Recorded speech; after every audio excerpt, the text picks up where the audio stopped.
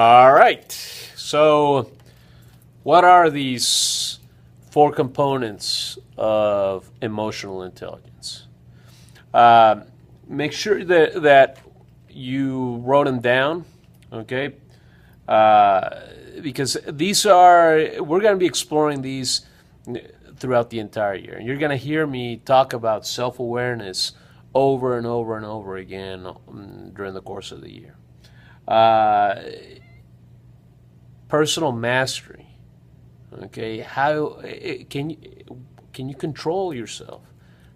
Can you control your impulses? It's going to be critical when you're doing peer mediation, when you're doing anything, when you're in, and not just peer mediation, but when you're in this class, when you're in any of your classes. Empathy. Now, these connections that you guys are going to be making with the kids, the disputants, the kids are going to be they're going to be having these conflicts, and these empathy that any leader needs to demonstrate, knowing, being able to connect with others, okay, being able to put yourself in someone else's shoes, being able to feel what somebody else is feeling, is critical in both peer mediation and in life. And then being able to persuade others. So how are you going to be able to persuade someone from thinking that there is, especially in their conflicts, that there's no other alternative but to maybe fight or spread gossip or rumors?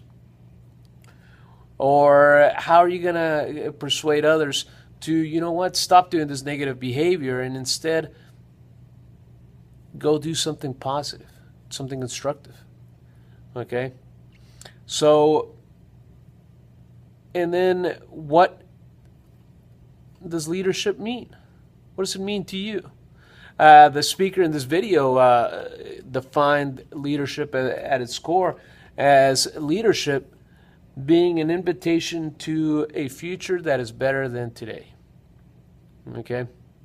Well, that is what PALS, peer mediation, is about.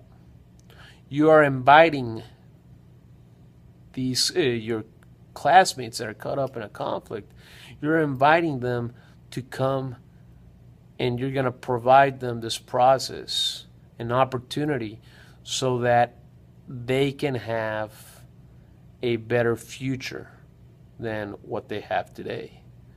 And the only way that they're going to be able to do that is if they can trust you. And they're only going to be able to trust you if you're able to build empathy. And the only way that you can build empathy is if you're able to put yourself in someone else's shoes, but also be able to control yourself so that you don't become part of that problem. But you can see it from up in a balcony. Okay? And the only way that you'll be able to do all that is if you know yourself, if you know what triggers you. Okay? So, for example, in my case, there are certain things that stress me out, that can trigger a negative reaction in me.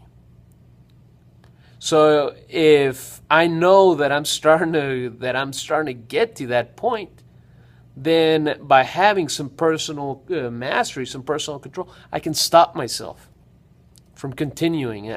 Instead of saying something that I know will make things worse, I can be patient, I can be quiet, I can listen,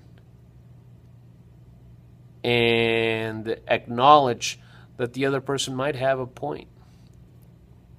So these are critical in the job that you guys are going to be doing as pals.